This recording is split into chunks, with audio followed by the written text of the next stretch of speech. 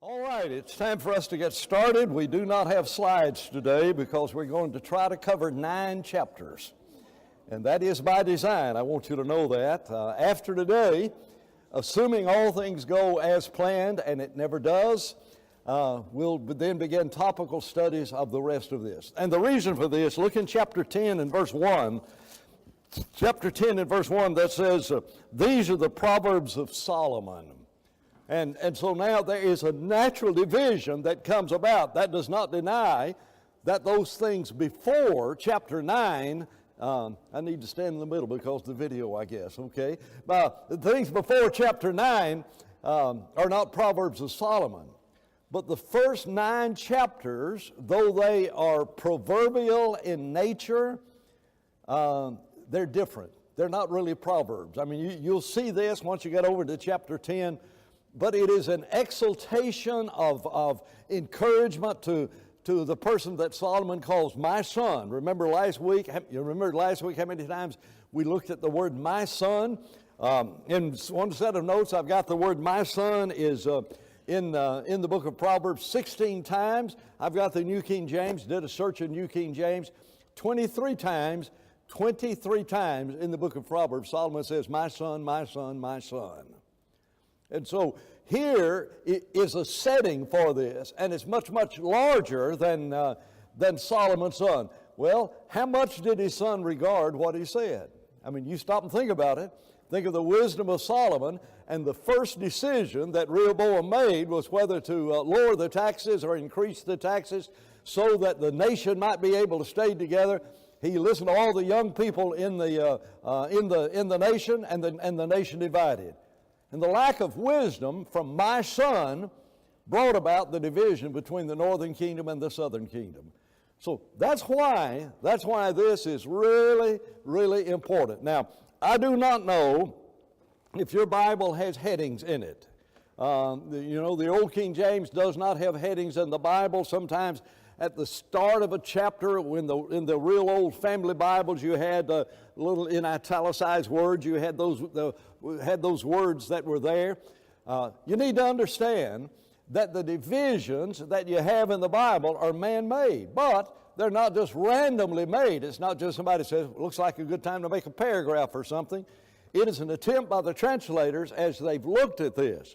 And so I valued this probably more in studying these first 8 chapters of first 9 chapters of the book of Proverbs than I ever have in my life, because you begin to see in chapter 1. I don't know if you've got a heading in chapter 1 at all. You grab a pew Bible, you'll see the kind of thing I'm talking about.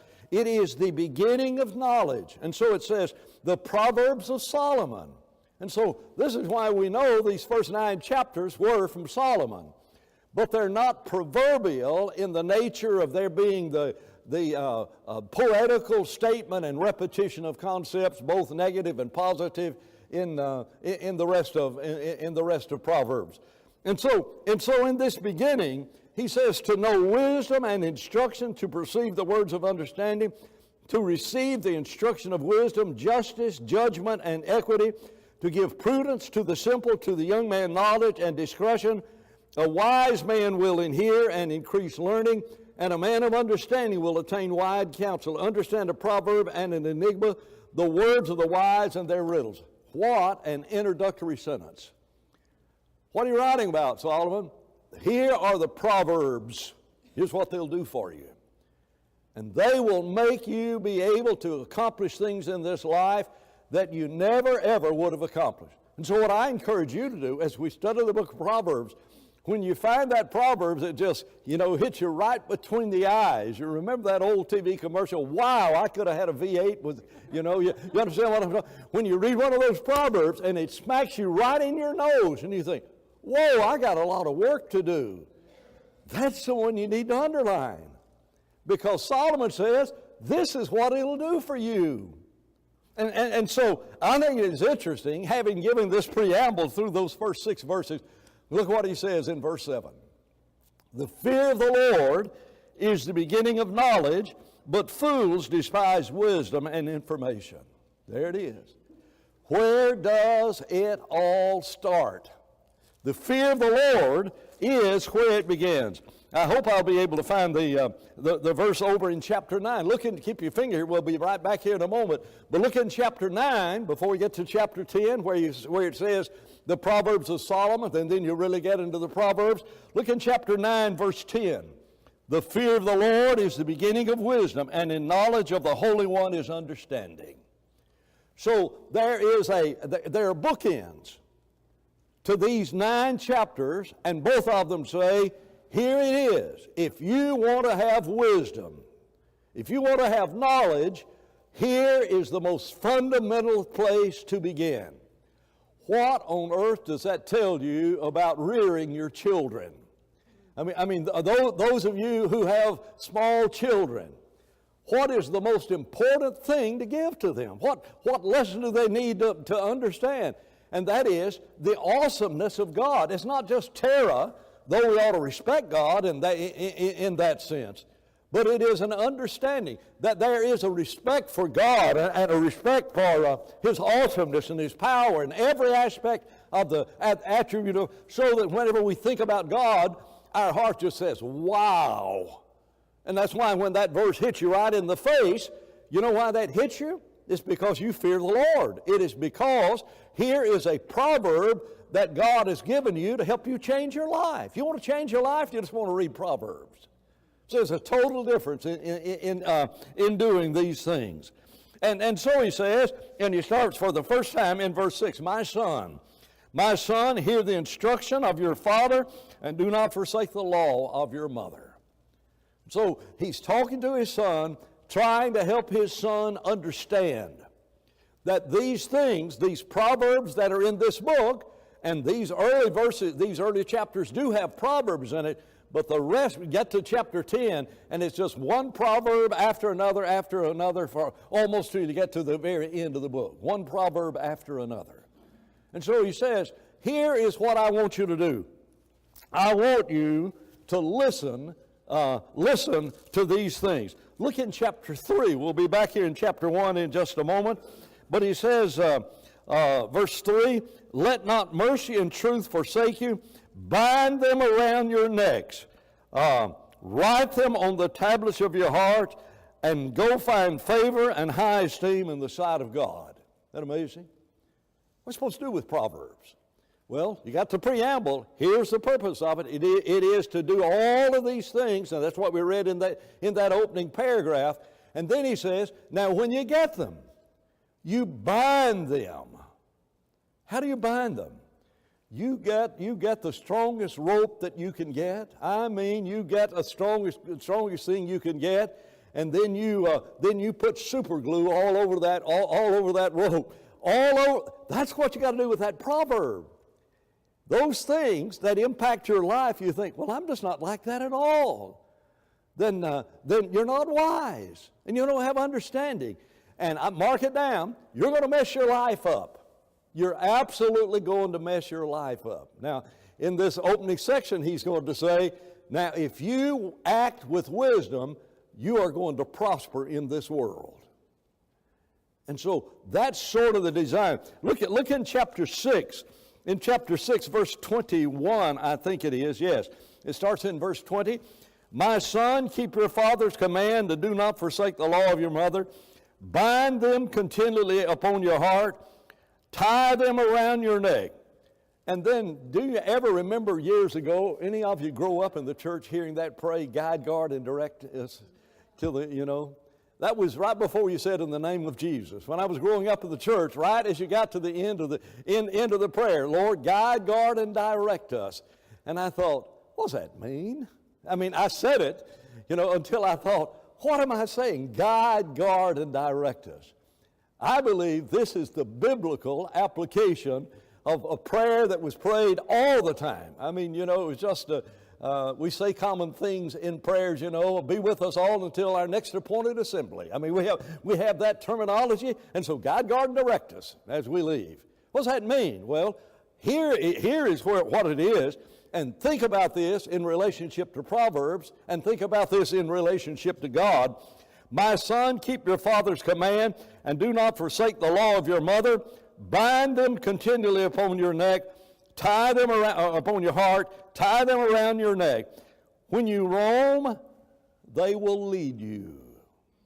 Isn't that amazing? Then he says, and when you sleep, they will keep you, and when you awake, they will speak to you.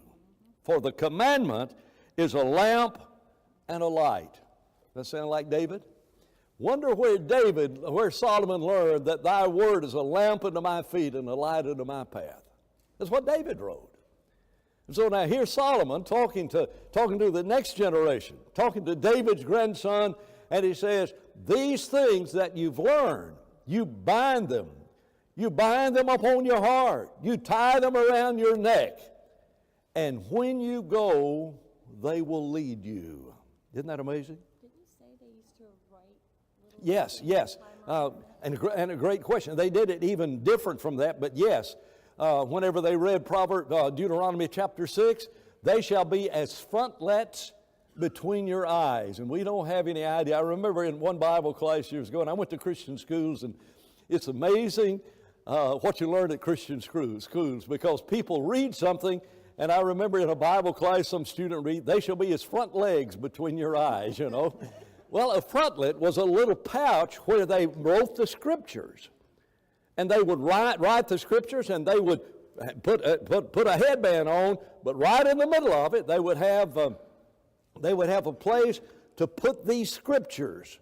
And so the Bible, Jesus rebukes and calls it phylacteries. What on earth is that? Well, that's those pouches, and that's those scriptures that are in those pouches. And said the Pharisees, when they would put their front legs between their frontlets between their eyes, when they did it literally, they would write a lot of scriptures. Because see, I'm more holy than you, and if my Bible is thicker than you, then I'm smarter than you are. I am more holy than you. You understand what I'm saying? If I sing louder than you, I'm worshiping more. If I pray longer than you, and if I preach longer, no, I won't get to that one. But you understand, and so that's what they did. But they didn't understand it. He said, put them on your heart. Don't just tie them around your neck, as a practice sometimes in America is wear a gold chain that has a cross on it. Okay, I'm not concerned about the cross around the neck nearly as much as the cross in the heart. There's a real difference in the two. And so he says, when you roam, it'll lead you. And if you'll write the Proverbs on your heart, and those that really impact your weaknesses, when you walk out of this class, guide, guard, and direct me. How'd you do that, Lord? The commandment is a lamp and a light. And so guide, guard, and direct. Henry, I bet you've heard that a lot in your life, guide, guard, and direct. What does that mean? Well, I sort of knew what it meant. I could say amen, but I didn't really understand it. And then all of a sudden, whenever he says, my son, listen to your father, and it will guide, guard, and direct you. And says, when you awake, it'll speak to you. When you awake, it'll speak to you. Probably ought not to tell you this, but some of those mornings when I can't get out and can't get up, you have those mornings when you just really don't want to get out of bed.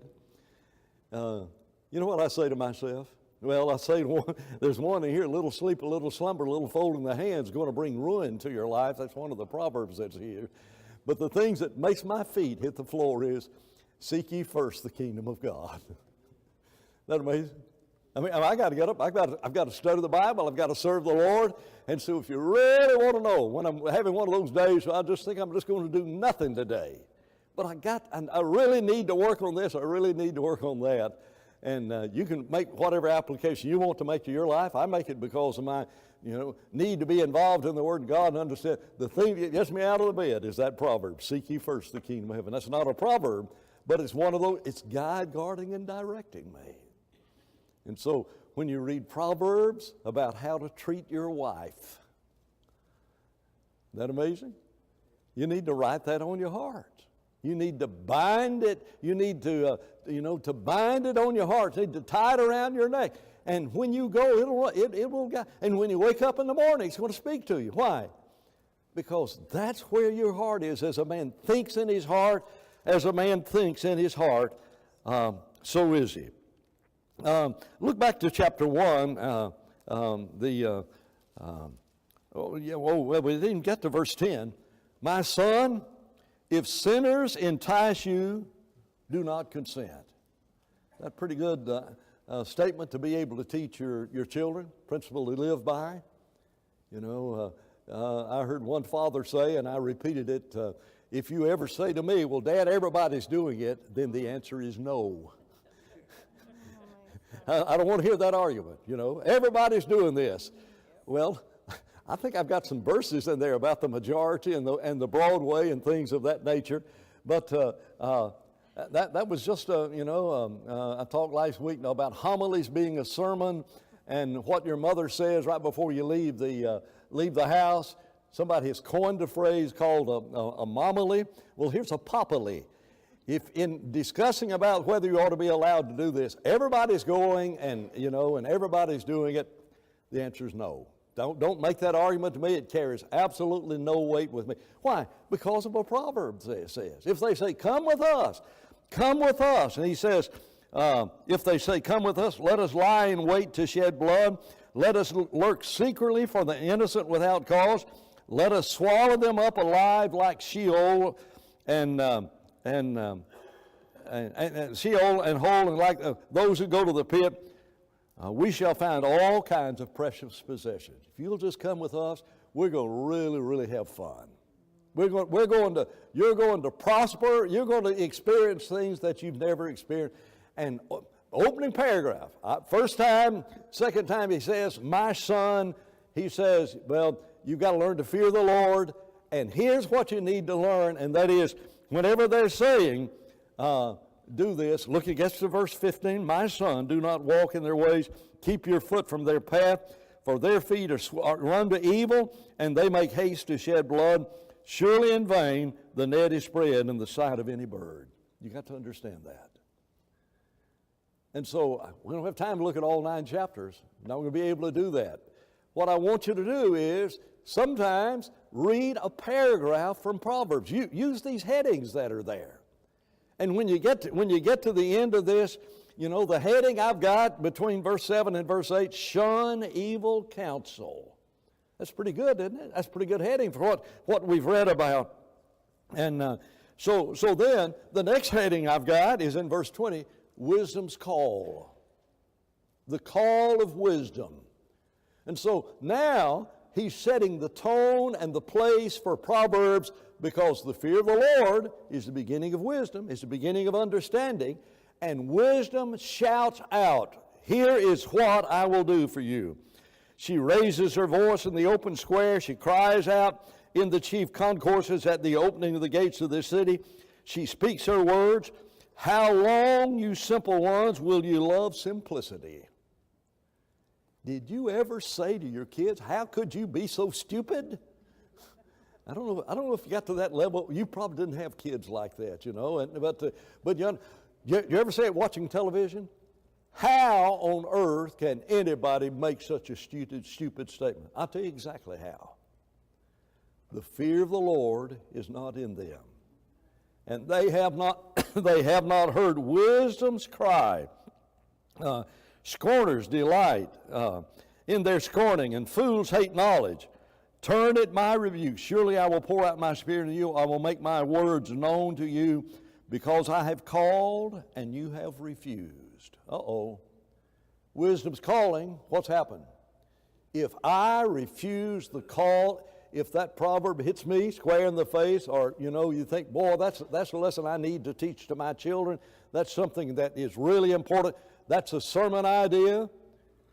You listen to it, and then the wisdom says, and this is wisdom speaking, it's personification, it's not literally wisdom. It's really the God of all wisdom speaking to us. Wisdom says, because I have called you and you refused, I've stretched out my hand and no one regarded, because you disdained at my counsel and would have none of my words. I also will laugh at your calamity. Guess what's lying out there? That's the same thing that you've said to your children, I tried to warn you. Isn't that amazing? You see how practical Proverbs is? Do you see how Proverbs parallels our lives? Because as we can see this in relationship to our children, it's the God of heaven. It's Solomon with his children, with his son, and it's the God of heaven with every one of us. And so if there's some verse in the Bible, and since we're studying Proverbs, I'll make that specific application. If there's some proverb that is in Proverbs that really just is sort of foreign to your life, don't you rebuke it. Don't you turn your ear away from it. He says, verse 28, then those who do not listen to my counsel, they will call on me, but I will not answer. They will seek me diligently, but will not find me, because they hated knowledge and did not choose the fear of the Lord. And there it is again. There is the beginning of it, and if you do not get the fear of the Lord, you've got troubles coming in your life. That doesn't mean you will not have trials if you're a child of God, but if you want to guarantee that you're going to have troubles in your life, you fail to listen to Proverbs. You want to have a stinking, rotten marriage? Then don't listen to what Proverbs says. Isn't that amazing? You want to have trouble and strife with people, always in a fuss and in an argument with somebody? You hadn't read Proverbs. The verse that says, answer a fool according to his folly, the next verse says what? Maybe it's the verse before it. Answer not a fool according to his folly. Wisdom tells you when to shut your mouth. Isn't that amazing? Where am I going to get wisdom? Folks, that's what this book is. It is a book which exalts wisdom. Chapter 2, the heading I've got is the value of wisdom. I'm not going to look at it. No, we cannot look at all chapters, all of these chapters. But you want a paragraph to read, then read almost the entirety of chapter 2, and you will see Solomon saying, here's the value of wisdom. Now then, here's the introduction to the book of Proverbs. He's trying to tell you where it comes from, what it'll do for you, and the values that it will give to you. So that when you get over to chapter 9 or chapter 10, and we have the Proverbs of Solomon, you've got this understanding. Now I understand the importance of wisdom. We looked in chapter 3, we looked at verse 3 and 4, and now look at verse 5. Have you ever seen this on Facebook? Have you ever seen this given? Here'd be a good verse to memorize. You want something to write on your hearts? Trust in the Lord with all of your heart. And I read that slow and emphasize every word because there's an emphasis that needs to be. Trust. Trust in the Lord. Trust in the Lord with all. Trust in the Lord with all of your. Trust in the Lord with all of your heart. Verbally inspired. And we need to read the Bible and look at every word in it because you can read that, trust in the Lord with all your heart, lead not to your own understanding. Okay, I read that one. No. Have I bound this around my heart? Have I tied it around my neck? Trust in the Lord with all of your heart and lead not to your own understanding.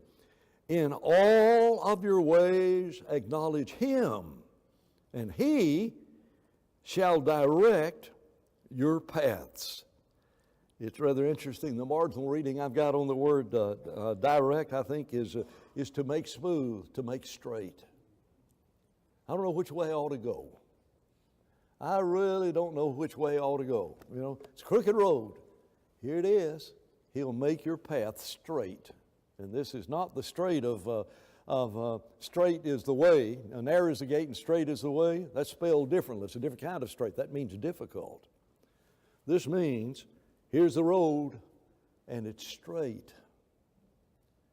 Well, sometimes I just don't know what I ought to do. that is an admission that I don't have wisdom. Where am I going to get wisdom? Well, I'm going to pray to God. All right, God says, okay, you've been praying for wisdom. I've got some for you. You want to decide whether to make decision A or B and the consequences of decisions A or B? It's got to be based around this. I am not talking that God will not, well, what's that prayer we used to pray? Have a ready recollection of the things he studied. Henry, you've heard that in your life too. Henry's sort of grown up in the church, not all the time, but he came to the church earlier in his life. Thanks to Bertha. Thank you, Bertha. I guess we thank you. And but you understand, those are the things we need to hear. Guide us. Give me wisdom. Help me understand. And the verse says, trust what he says and make decisions based on that trust. I want to tell you this again because I believe it with all of my heart. Wisdom from Gus Nichols. Marriage counseling. Those of you who have somebody come to you and say, my marriage is in trouble, I want to ask you 3 questions. Brother Nichols would say, and if you answer to any one of the 3 is no, then I cannot help you. Number 1, will you admit that you've got a problem? Well, he's got a problem. Yes, that's not the question. Will you admit that you are contributing something? I'm not saying you're the 100% to blame, but is there a problem in this marriage? Well, I'm perfect. Can't help you. There's no hope. Will you admit that you've got a problem? Number 2, do you believe with all of your heart the Bible's going to tell you how to solve this problem? And number 3, if I take time to show you what the Bible says, will you do it? Is that wisdom? Brother Nichols, where'd you come up with that? Came up with that from having immersed myself in the Word and lived on this earth. You sometimes you even fooled your children. I didn't know my daddy was so smart. Was it Mark Twain that says, when I was 14 years of age, my daddy was the dumbest man on earth. When I was 21, I thought he was the smartest man that ever lived. He learned a lot in 7 years. I think that's an interesting comment. But you see, you're wise in relationship to this.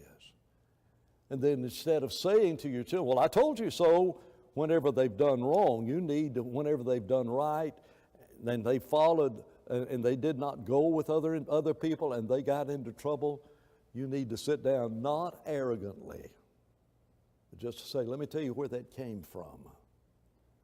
That came from God, and you listen to the counsel of God, and that's what you need to do all your life. You want to read verse 7? You ought to read verse 7 and emphasize every word. We don't have time in this class to do it. Do not be wise, no. Do not be wise in your own eyes. Hello, fear the Lord and depart from evil. It will be health to your flesh and strength to your bones. In view of Mission Sunday coming up, look at the very next verse.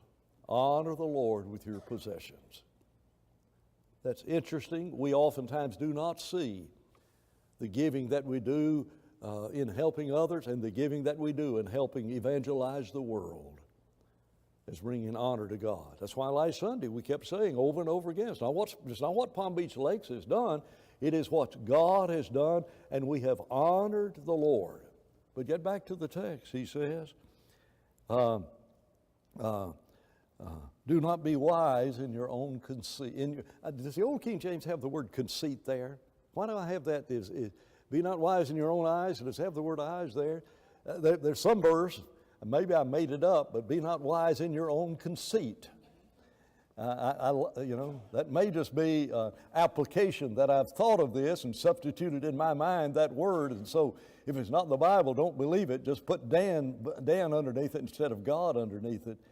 But you ever try to talk to somebody that knows every answer? You know, ever tried to talk to someone? I don't know if classic illustration of that is one of the missionaries in New Zealand who was anciently old. When Judy and I arrived in New Zealand, I found out he was only 30, but we were in our 20s, and so I thought he was really smart. But his car wouldn't start, and some fellow said, "Well, I'll pour gasoline down the carburetor. That'll start it." And Bill said, "I don't think I would do that." Well, no, I'm going to do that. I'll pour gas down the carburetor. Bill said, "I don't think I would do that." The guy, wise in his own conceit, poured gasoline down in the carburetor. The car backfired. Fire came out and burned his hair. I mean, I don't think I'd do that. But you've done the same thing. How many times have you touched a hot stove? They told you when you were 9 months old, no. But that hot stove really looked good. That coffee pot that was up there percolating, I know it doesn't happen that anymore, but whatever is happening, and there is that cord or there is that stove, and your mom and dad say, no, it's hot. It's hot. It's hot. I only know of one way to learn the word hot. Isn't that amazing? I don't remember how I learned it. I just know that's not a good word, the word hot. But how many times have we failed to listen to the counsel of godly people? Counsel of godly people, and touch hot stoves. Wise in our own, yes, Betty? 26:5, it does say in thine own conceit. In what, whereabouts? 26:5. 26:5, don't be wise in your own conceit. So you can take Dan's name off of that and put a name that really matters there. Be not wise in your own conceit. Well, I think I know about that. I will never forget the first year of Greek, the end of first year of Greek. One of the men said, "Man, I know Greek. I know just enough to be dangerous." and he was talking about some individuals think they're Greek scholars, because they know how to use Strong's numbers. And I'm not. I use Strong's numbers all the time. But you need to understand that doesn't make you necessarily a Greek scholar. Look at verse 11. "My son, do not despise the chastening of the Lord." Look at verse 12. "For whom the Lord loves, he corrects, just as the Father, the Son in whom he delights." That sound like a New Testament verse? Oh, we got a marginal reading there to Hebrews chapter 12. "Whom the Lord loves, he chastens. Despise not the chastening of the Lord, for whom the Lord loves, he chastens." Here it is. Well, why is that in the New Testament? Because it's wisdom. And the fact it was a part of the Old Testament in a book that's entitled Wisdom, and it gets to the New Testament where there is adversity in the lives of Christians, and they're trying to decide whether even to remain faithful to God. He says, you need to understand what chastening is all about in relationship to that.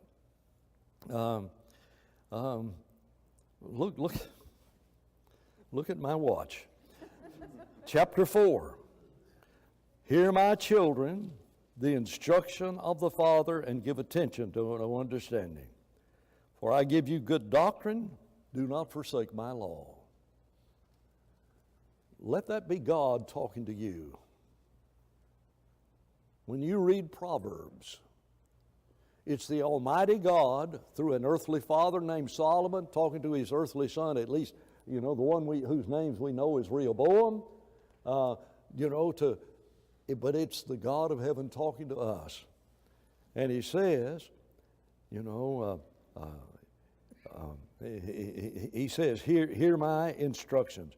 I give you good doctrine, do not forsake my law. That's amazing. It's interesting. Do not forsake my law. When I was my father's son, tender and the only one in the sight of my mother, he taught me and said to me, let your heart retain words and keep my commands and live. Get wisdom, get understanding.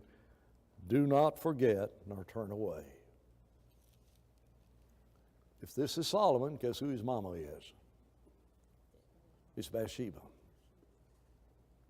And Bathsheba had touched the hot stove. And she says, now, Rehoboam, listen to me. You're the apple of my eye, to use a biblical term. I was my mom's favorite. And my mom said to me, listen to what my father, Solomon says, listen to the doctrine my father taught me. Verse 7, wisdom is the principal thing. Therefore get wisdom. And in all you're getting, get understanding. I don't know what to leave out. I've got so many verses underlined in my mind in this chapter. Wisdom is the principal thing. Who was it? Was it Bonnie Quickly last week that said, read one chapter of Proverbs every day of the month? You want a daily Bible reading plan? You know, you may not need to read it that fast, but that's a good way. I don't mean you need to read the Bible through looking at every word, but I mean when you're looking at something that really impacts your life, you need to emphasize every word of it. That's in chapter 4. Chapter 5 we're going to come back to. Chapter 5 talks about adultery. It talks about being unfaithful in your marriage. And oh, what a lesson that needs to be taught in America today.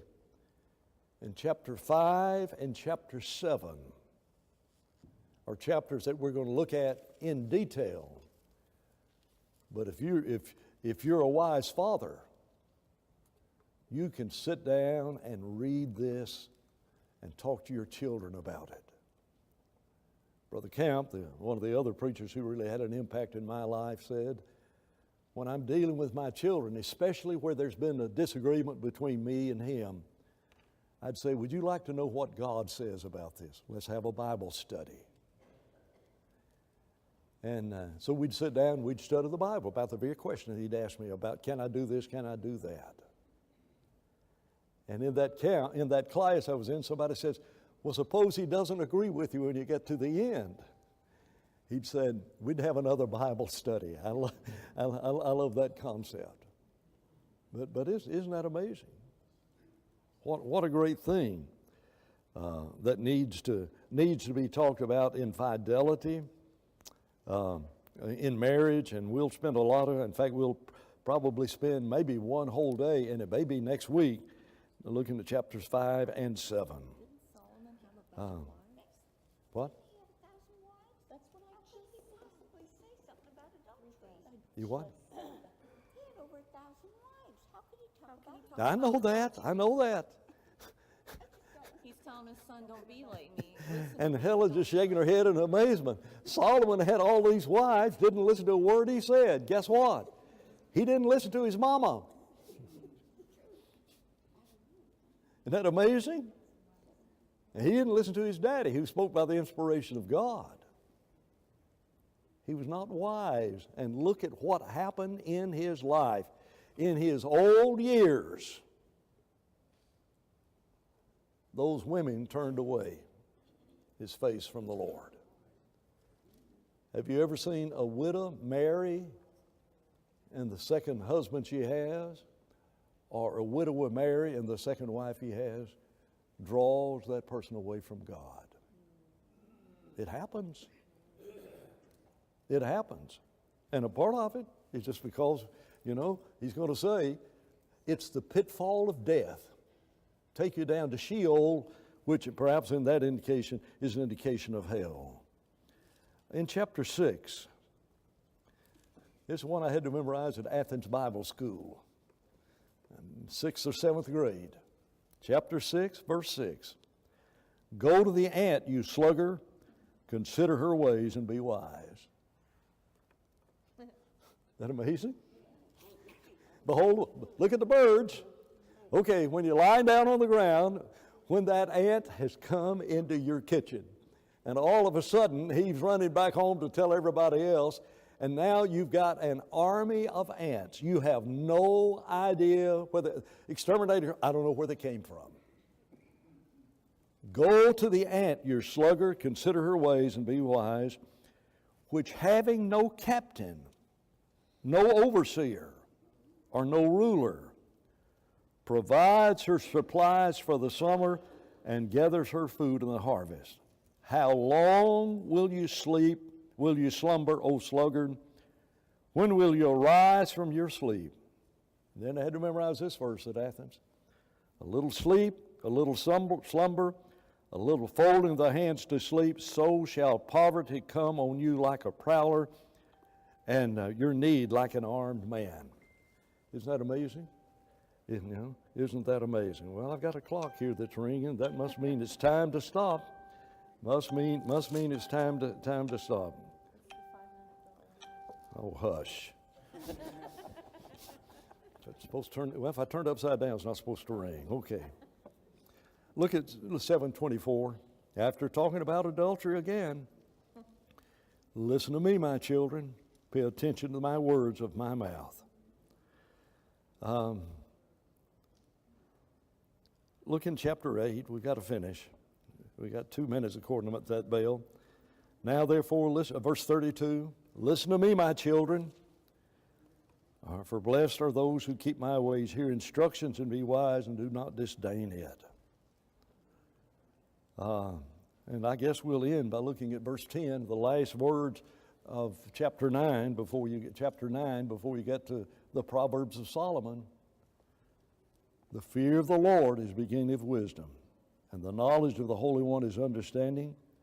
For by me, by wisdom, your days will be multiplied, and years of life will be added to you. If you're wise for yourself, and if you scoff, you'll suffer the consequences. That's the preamble.